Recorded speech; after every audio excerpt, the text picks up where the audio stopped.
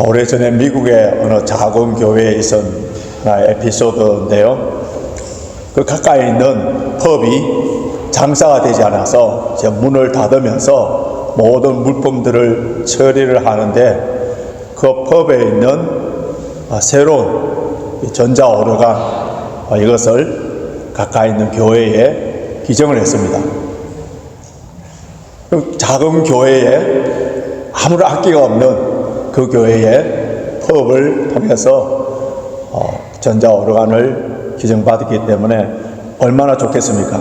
그런데 문제는 그 교회가 기증받은 그 오르간을 예배용으로 사용할 수 있느냐 없느냐를 갖고 회의를 했는데 심각한 의견이 대립됐었어요. 그래서 그 교회는 그 갈등을 결국 극복하지 못하고 분열되고 교회는 두 쪽으로 나누어졌다는 그런 이야기가 있습니다. 작은 교회에 전자오르간을 살 형편이 안 되는 그 교회에 전자오르간을 기증받은 거 얼마나 기쁜 일이고 얼마나 감사할 일입니까? 그런데 이것을 갖고 거룩이니 세속이니 하면서 서로 자기가 잘난 척 소리치고 상대방을 향하여서 공격하고 상처를 줌으로 말미암아 평화롭고 조용했던 그 교회는 인간의 죄성이 다 드러나버리는 마귀의 시험장이 되어버린 거예요. 우리의 다툼과 이 싸움의 그 원인들을 찾아보면은 참으로 하찮은 것에서부터 출발되는 것이 참 많습니다. 여러분들 결혼해서 이제 부부 생활을 할 때에 치약을 끝에서부터 꼼꼼하게 짜는 것 짜지 않고 중간에서 왜 짜느냐, 자, 이런 문제를 가지고 부부가 싸우는 그런 경우도 있고요. 우리 남자분들 양말을 벗었을 때에 이렇게 뚫뚫 말아서 그냥 던져 놔놓으면은 아내들이 뭐라고 합니까? 곧 똑바로 펴서 빨래통에 좀 넣어놓으면 되지 않느냐, 이렇게 잔소리하면서 싸우다가 이혼한 부부가 있는데, 물론 이거 하나 때문에 이혼하는 것은 아니지만 매사에 그런 식으로 따지고 상처를 주고 시비를 걸면서 살다 보니까 이혼의 경지에 이르게 된다는 거예요. 작년 말 우리나라의 외국인 거주자가 246만 명이라고 합니다. 근데 우리나라 전체 인구 대비의 4.8%라는데요. 이제 우리나라의 사람들도 다민족, 다문화, 다인종, 글로벌 디아스포라 시대에 살아가고 있어요.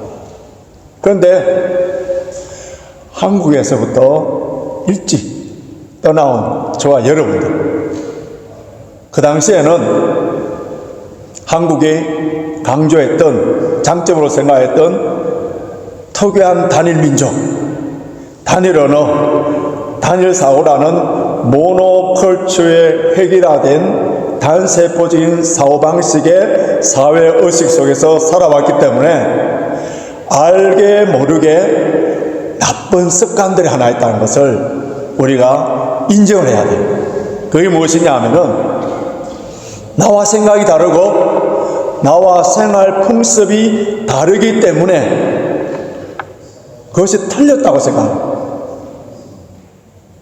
특별히 영국에서 우리 자녀들을 교육시키면서 자녀들의 세대와 생각과 이런 것들을 나와 맞지 않다고 해서 얼마나 많은 갈등을 느끼는 그런 현실들을 우리가 경험하지 않습니까? 우리나라 사람들에게 흰색의 반대가 무엇입니까 하면 대부분의 그냥 생각 없이 검은색 이렇게 대답을 합니다. 그러나 흰색의 반대가 노란색도 될 수 있고 초록색도 될 수 있는 거예요. 굳이 검은색만 떠오르는 이유는 우리 의식 속에 흑백 논리가 지배하기 때문에 그래요. 흑백 논리의 이분법적인 사고방식은 찬성이냐 반대냐, 옳으냐 그르냐, 내 편이냐 너 편이냐, 양자택일만 생각합니다. 물론 흑백 논리의 장점도 있어요. 단순하고 명확하고 구별하기 쉬워서 많은 사람들이 선호합니다. 그런데 이 흑백 논리의 사고방식에는 타협과 대화를 다 배척해버립니다. 자연과학에서는 맞다 틀리다고 말할 수 있겠지만은 자연에 대해서 반영되는 인간의 인식, 가치, 이념들 이런 건 단순하게 흑백으로 판가름할 수 없고 백인백색, 만인만색으로 다 다룰 수가 있어요. 진리와 생명의 말씀인 이 성경을 보시면은 명확하게 분명하게 순종해야 되는 말씀, 그리고 반드시 지켜야 되는 명령, 범하지 않아야 될 죄, 이런 거에 대해서는 흑백 논리로 지체함이 없이 yes, no로 바로 대답해야 됩니다.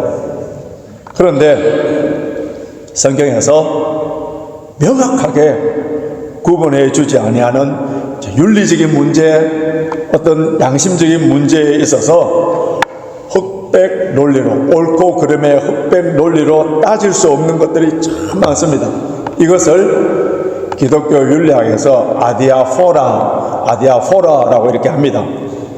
이 아디아포라의 문제는 초대 교회에서부터 시작해서 오늘날 이렇게까지 교회 안에서 각 성도들의 양심 안에서 끊임없이 질문이 제기되고 끊임없이 많은 대답들이 나올 수가 있는 거예요. 우리 신앙생활 하면서 성경에서 분명하게 가르쳐주지 않는 것, 성경 당시에는 이런 문제를 가지고 다루지 않는 그러한 아디아포라 문제가 생겼을 때 이런 문제들에 대해서 성도들이 윤리적으로 또는 양심적으로 어떻게 처리해야 되는지 그 중요한 원칙을 오늘 우리가 읽은 이 본문을 통해서 배울 수가 있습니다. 예수님께서 제자들과 함께 가버나움, 베드로의 고향 땅인데 그곳에 들어가셨는데 그곳에서 예수님이 스캔들에 휘말릴 뻔했었어요. 스캔들 했을 때 여러분이 가장 먼저 떠오르는 것은 남녀의 불륜의 관계 이렇게 생각하는데 이 스캔들이라는 말이 성경에서 나왔습니다. 본문 27절 한번 보십시오. 본문 27절 보면은 그러나 우리가 저희로 오해케 하지 않기 위하여 오해라는 말 영어에서 offense 되어 있는데 이것이 헬라어 원문으로 스칸달리조예요. 스칸달리조. 이 스칸달리조의 원문의 뜻은 뭐 정치, 경제, 종교 모든 일에 있어서 말썽이 되고 오해를 불러일으키고 구설수에 이르는 모든 일에 대해서 스캔들이 있다고 그렇게 표현하는 거예요. 예수님께서 가버나움에 갔었을 때 세금 문제 때문에 사람들에게 구설수에 오르는 오해를 받을 수 있는 스캔들에 그래야 휘말릴 수 있는 사건이 있는데 모세 율법에 의하자면은 이스라엘의 남자들 20세 이상이 되는 모든 남자들은 1년에 반세겔의 성전세를 내야 해요. 로마에게 내는 그 세와 달리 성전세를 내야 되는데 이 성전세를 내는 유대인들은 민족적인 자부심을 가지고 팔레스타인에 거주하던 외국에 사는 디아스포라든 누구든 간에 성전 유지를 위하여 유대인 남자라면 20세 이상이라면 자랑스럽게 자부심을 가지고 성전세를 내었었어요. 그런데 로마의 그 당시의 화폐는 데나리온이고 유대인들이 사용되는 것은 세겔이에요. 그러면 이 세겔을 유대인 화폐로 바꾸면은 이 반세겔은 이 2데나리온 정도의, 그러니까 노동자들의 이틀의 레이버 차지가 되는 겁니다. 이것을 내야만 되는 거예요. 왜냐하면은 성전을 관리하는데 많은 경비가 들었습니다. 아침 저녁으로 아주 비싼 향을 피워 올려야 되고 또 매주마다 떡을 진설해야 되고 뭐 또 제사를 드려야 되고 뿐만 아니라 제사장이 입는 옷, 그 옷은 온갖 보석으로 다 꾸며져 있습니다. 그래서 우리 한국 돈으로 환산하면은 제사장 한 벌의 옷이 3억 원이 넘는데요. 자, 이런 경비를 다 충당하기 위해서는 이스라엘의 모든 남자들은 반세겔씩의 성전세를 내어야 돼. 여러분, 우리 교회도 마찬가지예요. 우리가 영국 교회당을 빌려서 매주일마다 예배를 드리고 모든 사역이 이루어지기 위해서는 이스라엘 백성들이 성전세를 내는 것처럼 우리가 바치는 이 11조를 통하여서 목회자 사례금을 주고 또 교회 렌트비도 주고 성교비도 하고 또 교육비도 쓰고 또 우리가 마친 후에 같이 식사비도 충당하는, 그래서 교회에 소속되는 모든 성도라면은 거룩한 부담을 가지고 교회가 운영되기 위해서 자신이 해야 될 책임과 의무들을 해야 되는 거예요. 내 보물이 있는 곳, 그곳에 내 마음도 있다는 예수님 말씀처럼 교회를 사랑하면은 말과 혀로만이 사랑하는 것이 아니라 행함과 진실함으로 사랑을 할 때 하나님께서 그 사랑을 인정해주고 그리고 사람들에게 존경을 받은 선한 영향력을 끼칩니다. 성전세를 거두는 이 사람들이 베드로에게 와서 너희 성생은 성전세를 내지 않느냐 이렇게 질문을 한 거예요. 여러분, 이 성전세를 거두는 사람들이 베드로에게 질문한 것은 아주 순수한 마음이겠어요? 아니면은 정죄를 위한 독설이겠습니까? 사람이 무엇에 대해서 질문하느냐를 보면은 그 사람의 인격과 그 사람의 평소의 마음가짐을 알 수가 있는데요. 성령의 은혜로 사랑하는 마음에서 나오는 그러한 질문과 미워하는 마음에서, 사탄이 지배하는 마음에서 나오는 질문은 완전히 달라요. 옛말에 무슨 말이 있느냐 하면은 주로 와도 미운 놈이 있고 주로 오는데도 미운 놈이 있고 받으러 오는데도 고운 놈이 있다는. 그러니까 싫은지 좋은지는 그 감정이 그대로 표현되는 거예요. 세상에서 가정교육을 가장 잘 시키는 민족이 유대인이라고. 유대인 어머니는 아이들이 학교 갔다 오면은 오늘 학교에서 무엇을 배웠니? 이런 질문 안 합니다. 오늘 너가 선생에게 무슨 질문을 했니? 그렇게 묻는데 그 질문 속에 그 아이의 호기심이 무엇이고 그 아이의 인격이 무엇이고 그 아이가 그 질문을 통하여 선생에 대한 존경과 예의를 어떻게 갖췄는가, 그거를 물어보기 위해서 항상 어머니는 오늘 학교에서 무슨 질문을 했니? 이렇게 물어본답니다. 거버나움 지역에서 세금을 거두는 이 사람들이 너희 선생은 성전세를 내느냐? 이렇게 질문하는 그 질문에는 예수님에 대한 편견, 오해, 심지어 비난, 정죄, 이런 마음을 질문의 형태로 표현한 거예요. 성전세도 내지 아니하면서 최소한 기본적인 것도 하지 아니하면서 하나님의 사랑을 가르칠 수 있느냐? 그것을 그의 질문의 형태로 나타날 때에 그때 베드로는 이 질문을 받고 아주 간단하게 대답을 합니다. 뭐라고 하는지 봐보십시오. 25절 보십시오. 가로되 내신다. 이 말을 볼 때에 평소에 우리 예수님께서 성전세를 잘 내고 계셨다는 것을 볼 수 있는데요. 한마디로 명확하게 대답을 한 후에 베드로가 집에 들어갔을 때에 베드로가 말하기 전에 예수님께서 그 마음을 다하시고 베드로에게 먼저 질문합니다. 자, 25절 보십시오. 가로되 내신다고 집에 들어가니 예수께서 먼저 가라사대 시몬아 내 생각은 어떠하뇨? 시몬아 내 생각은 어떠하뇨? 세금 거두는 사람들의 질문과 예수님께서 베드로에게 향한 질문을 비교해 보십시오.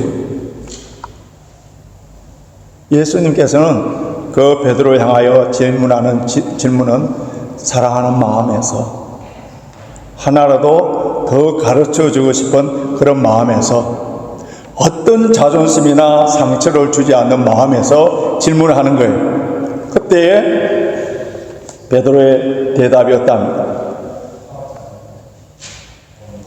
세상 임금은 누구의 간세나 정세를 받느냐, 자기 아들에겠나 타인에겠냐 하니까 베드로가 타인에게니이다. 예수께서 가라사대 그러면 아들들은 죄를 면하리라. 그렇지만은 예수님께서 아주 중요한 말씀합니다. 사람들이 오해하지 않도록 바다에서 낚시하여 처음 잡히는 고기의 입을 열면은 완세겔이 있을 것이다. 그것을 너와 나를 위하여서 세금을 내어라. 예수님은 온 우주 만물의 주인이에요. 성전의 주인이세요. 성전세를 낼 필요가 없는 거예요. 그런데 예수님께서는 사람들이 오해하지 않기 위하여서, 스캔들에 휘말리지 않기 위하여서 성전세를 냈으니까 여기서 예수님이 말씀하신 것과 행동, 세상을 처신하는 이 모든 것을 통하여서 우리는 귀한 교훈을 받을 수가 있는데요. 하나님의 자녀들이 세상에 살아가면서 세상 사람들로부터 비난이나 불필요한 오해를 받을 일이 없도록 하라는 주님의 음성을 우리가 들을 수 있습니다. 물론 우리 기독교는 처음부터 어쩔 수 없는 많은 오해를 받아왔었어요. 유대교로부터 그 율법을 파괴하는 이단자로 오해를 받았고요. 로마 시대 때는 황제 숭배를 거부한다고 해서 반국가 단체로 오해를 받았고요.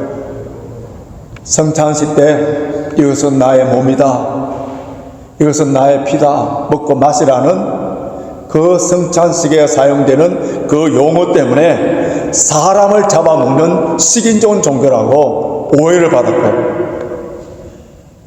예배 때마다 노예든 잘 사는 사람이든 모두가 하나가 되어서 주 안에서 모두가 평등하다는 그런 것을 교회 안에서 통해서 실천하기 위해서 사도 바울은 거룩한 입맞춤으로 서로 무난하라 했기 때문에 이렇게 인사하는 모습을 통하여서 엄난한 종교이며 근친상간한 종교로 오해를 받은 거예요. 가장 큰 오해는 AD 64년 6월 18일 로마에 대화재가 일어났을 때에 로마가 그 당시에 14구역으로 나누어져 있었는데 10구역이 다 불타버립니다. 이 화재를 통하여서 이상한 소문이 퍼졌는데 네로 황제가 로마시를 새로 건설하기 위하여서 그래서 불을 냈다는, 방화했다는 그런 소문이 나돌고 있을 때에 그때의 네로는 그 나쁜 소문의 불씨를 끄기 위해서 희생양을 구했는데 그것이 누구냐면 그리스도인들이에요. 마침 그 14구역 중에 그리스도인들이 모여있는 그 구역에는 불이 타지 않았고, 그리고 그리스도인들이 그 당시에 모이면 예배 때마다 성령의 불 이런 말들을 많이 했기 때문에 그래서 그리스도인이 방화범이다 덮어씌워서 그리스도인들을 체포하여서 사자의 밥을 십자가에 못 박게 수많은 박해와 학대를 했습니다. 과거나 지금이나 우리 그리스도인들은 세상 사람들부터 오해를 받을 수 있는 그런 부분들이 많은 것은 사실이에요. 그런데 종교다원주의를 수용하지 아니하고 오직 구원의 길은 내게 길이요 진리요 생명이신 예수 그리스도로 말미암지 않고는 절대로 천국에 들어갈 수 없다는 이 구원론, 진리의 부분, 이런 부분은 어떤 경우든 간에 타협이 안 되는 부분이기 때문에 세상 사람들은, 종교다원주의를 주장하는 사람들은 독선이라고 우리를 오해하고 그렇게 몰아세웁니다. 어쩔 수 없는 오해를 받을 수밖에 없습니다만, 그러나 불필요한 오해는 할 수만 있으면 피하는 것이 바로 지혜예요. 우리 주님께서는 성전세를 내지 않았어도 되고 세례 요한을 통하여서 세례를 받지 않았어도 되는 분이시지만은 오해케 하지 않기 위하여서, 다른 사람이 오해하지 않도록 하기 위하여서 성전세를 내시는 것을 볼 때에 나의 말과 행동의 기준이 옳고 그름이 전부가 아니라는 사실, 그것을 깨닫게 됩니다. 어떤 분들은 뭐니 해도 나는 원칙주의자요, 소신주의자이기 때문에 다른 사람이 어떻게 생각하든 내 신념대로 하겠다는 그렇게 고집하는 사람이 있어요. 특히 아디아포라 문제에 있어서 그런 태도는 주님의 방법이 아니에요. 여러분, 옳고 그름보다도 더 중요한 것은 다른 사람의 배려해 줄 줄 아는 덕의 문제를 생각해요. 삼국지에 보면은 용장, 불려, 지장, 지장, 불려, 덕장이라는 말이 나오는데요. 용맹한 장수, 이 전쟁에서 가장 중요한 것이 용맹하지 않습니까? 용맹한 장수는 지혜로운 장수를 당하지 못하고, 지혜로운 장수는 덕이 있는 장수를 당하지 못한다, 이런 말이 있어요. 오늘날 교회 안에는 용감한 교인들이 많아요.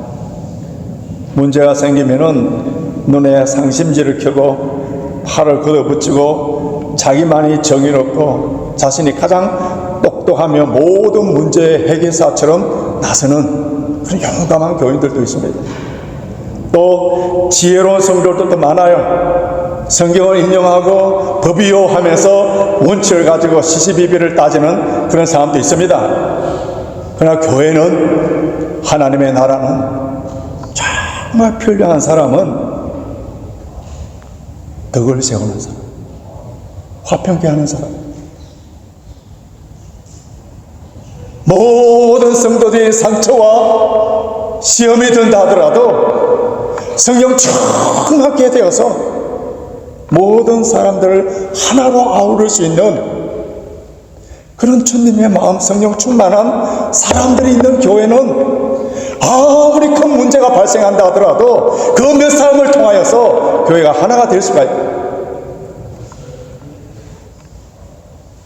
모든 성도들에게 존경과 사랑을 받을 수가 있습니다. 일본 강점기 때에 독립운동가이고 신실한 크리스찬이었 도산 안창호 선생님이 자주 하셨던 말씀이 있는데, 그대는 나라를 사랑하는가? 그렇다면 그대는 먼저 인격자가 되시오. 그대는 나라를 사랑하는가? 그렇다면 먼저 인격자가 되시오. 이 말은 우리 신앙생활에도 그대로 적용할 수 있어요. 그대는 예수님을 사랑하시오. 그대는 교회를 사랑하시오. 그렇다면 먼저 인격자가 되십시오.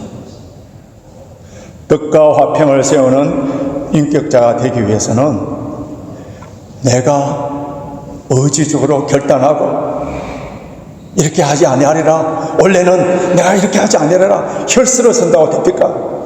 사람 안 변화돼요. 어떻게 해야 된다고요? 성령 성령의 기름 부으심이 있어야 돼요. 성령 충만한 사람은 마음이 온유합니다. 성령이 충만한 사람은 시와 자미와 신령한 노래로 범사에 감사하고 그리스도를 경외함으로 피차 복종하는 자, 이런 성령 충만한 성도가 있는 교회는 성령의 역사가 있고 그 몇 사람 때문에 모두 화평하며 기뻐하며 교회의 주일 예배 드리러 오는 것이 기쁨으로 감사함으로 달려올 수 있는 거예요. 아디아포라 문제에 있어서 좀 더 우리가 깊게 생각해 볼 수 있는 또 하나의 내용은요, 초대 고린도 교회에서 일어났던 우상 숭배에 제물을 바쳤던 것, 그 먹는 문제였습니다. 그 당시에 고린도에서는 시장에 판매되는 모든 고기들은 먼저 우상의 신전에게 바쳐서 그래서 팔았습니다. 근데 신전에 가서 그래서 제사를 못 드리는 사람은 그 고기를 사 먹음으로 말미암아 제사에 참여한 것처럼 그렇게 되어 있기 때문에 그 고기를 사 먹은 사람들이 있었어요. 그런데 고린도 교회에 있는 믿음이 연약한 성도는 그 고기를 먹음으로 말미암아 내가 마치 우상 숭배를 한 것처럼 생각해서 고기를 아예 안 먹는 사람이 있는가 하면은, 어떤 사람들은, 믿음이 강한 사람들은 그 우상인데 내가 고기를 사 먹는다 해서 그 우상에 절하는 것도 아니기 때문에 마음껏 고기를 사 먹을 수 있다 하면서 자유함을 누린 거예요. 근데 교회에서 문제가 생깁니다. 저 사람은 고기를 사 먹은 사람, 나는 고기를 안 사 먹은 사람. 그래서 교회 안에 분쟁이 일어나고 이 문제를 해결할 수 없어서 멀리 있는 바울에게 편지를 써보내서 이 문제를 어떻게 할까요? 하니까 바울이 편지를 써서 분명한 답을 내려줍니다. 바울은 우상은 아무것도 아니기 때문에 그에 바쳐진 고기를 시중에서 판다 하더라도 사 먹어도 괜찮다, 감사함으로 하나님께서 주시는 식물을 다 감사함으로 먹으면 된다, 그렇게 했었어요. 그런데 중요한 것은 바울은 이런 견해를 답을 내리면서 자기와 견해와 다른 그런 성도들을 다투려고 하지 않은 거예요. 고기를 먹어서는 안 된다는 그런 강한 신념이 있는 그런 형제들을 향하여서 어떤 경우에도 멸시하거나 무시하지 않고 혹시 실족해 될까, 오해될까 하여서, 그래서 바울 자신은 영원히 고기를 먹지 아니하여 내 형제를 실족지 않겠다고 해버립니다. 여러분, 성숙한 그리스도인, 성령 충만한 성도들은 나의 자유만을 생각하는 것이 아니라 나의 자유가 다른 성도들에게, 특별히 믿음이 약한 성도들에게 어떤 영향력을 끼치는가를 먼저 생각합니다.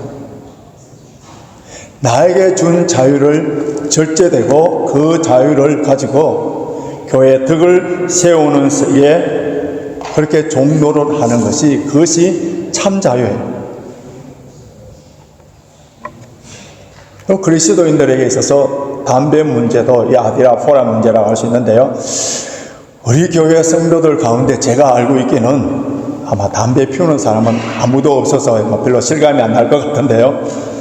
성경에서 담배를 피우라 피우지 말라는 이런 말이 없어요. 이 담배는 미대륙 인디언들이 종교의식으로 특별히 이 질병을 치료하는 데 사용했는데, 1492년도 스페인의 콜롬비아가 미대륙을 탐험하고 그때 담배를 선물로 받아서 귀국한 후에 이 담배를 만병통치약으로 이렇게 소개한 것을 계기로 해서 그 담배가 유럽 전역에 주로 상류층에 퍼진 거예요.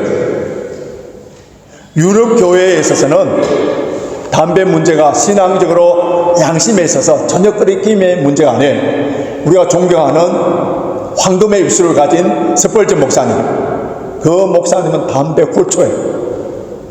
목회 아무런 또 어느 그 교회사에, 처치 오브 스코틀랜드 교회사를 보니까 그 목사님들이 모여서 노회를 하는데 너무 담배를 많이 피워서 그 장소에서 담배를 좀 적게 피웠으면 좋겠습니다 하는 그런 글도 있고요.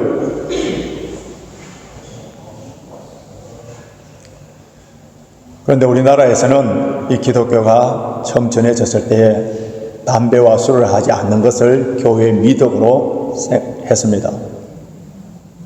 처음 복음이 중국에 전해졌을 때에 그 중국에는 많은 사람들이 양귀비를 통하여서 아편에 찌들려 있었어요. 그래서 그들과 구별된 삶을 보여주기 위해서, 그리스도인의 독특한 디스팅티브한 크리스천 라이프를 보여주기 위해서 그리스도인들은 아편을 하지 않도록 했고요. 브라질의 복음이 전해졌을 때에 그때 브라질 사람들은 그 독한 커피를 마셔서 잠이 안 오도록 만들어서 밤새도록 춤추면서 파티하고 광란의 파티를 할 때에 그때 그리스도인들은 커피를 마시지 않는 걸로 정했고요. 우리나라에 복음이 전해졌을 때 술과 담배에 찌들려 있는 이 무미한 민중들과 달리 우리나라 그리스도인들은 술과 담배를 하지 않도록 했습니다. 이런 문화적인 상황 속에서 우리나라 성도들에게 술과 담배의 문제를 다루어야 되는 거예요. 나의 자유함이 다른 사람에게 실족하게 된다면, 오해를 가져오게 된다면, 득이 되지 않는다면 그것은 분명히 그치름돌이 될 수 있는 거예요. 그래서 성경에서 말하는 자유는 절대로 방종이 아닙니다. 나만이 즐기고 누릴 수 있는 그런 자유가 아니에요. 자유의 대헌장이라 할 수 있는 갈라디아에서 사도 바울은 자유가 무엇인가에 대해서 분명히 정의를 했는데, 자유를 어떻게 사용해야 되는지 가르쳐 주는데요. 갈라디아서 5장 13절, 갈라디아서 5장 13절 우리 함께 읽겠습니다. 시작. 형제들아, 너희가 자유를 위하여 부르심을 입었으나 그러나 그 자유로 육체의 기회를 삼지 말고 오직 사랑으로 서로 종노릇하라. 나에게 주어진 그 자유를 봉사와 섬김을 위한 자유가 되고 교회 공동체의 덕이 되는 자유가 되는, 여기서 덕을 세운다 하는 말을 이게 정확하게 번역하면 집을 세운다, 집을 세운다, 집을 세운다 그 말인데요. 나의 행동과 말이 항상 주님의 몸된 교회를 세우는 것인지를 깊게 생각해야 됩니다. 이제 말씀을 정리해 보겠습니다. 현재 나의 말과 행동이 내 자신의 신념과 지식에 따라서 행하고 있습니까? 아니면은 성령님이 컨트롤해 주셔서 따뜻한 사랑의 말을 하고 있습니까? 사랑이 없는 지식은요, 남을 죽입니다. 지식이 없는 사랑은 맹목적이 될 수가 있고요. 나는 비본질적인 문제, 이 아디아포라 문제 때문에 분쟁을 일으키는 사람입니까? 아니면은 화목과 조화를 일으키는 평화의 도구입니까? 다양성을 인정하고 그 안에 아름다운 조화를 이루어갈 때 교회 안에는 평화가 있고 기쁨이 있고요. 특별히 우리 그리스도인들이 예수를 믿지 않은 우리의 구원의 전도의 대상자들에게 오해를 받지 않도록 하기 위해서 상식과 예의에 어긋나는 광신도들은 되지 않아요. 사이비나 이단들의 그 광신도 같은 이런 짓들은 절대로 해서는 안 됩니다. 뱀처럼 지혜롭고 비둘기처럼 순결하여서 다른 사람에게 덕을 끼치고 산에 세워진 동네처럼 선한 영향력을 끼칠 수 있도록 성숙하고 주님의 성품을 닮아서 주의 몸된 교회 든든히 세워나가는 저와 여러분이 되시길 주님의 이름으로 축원합니다.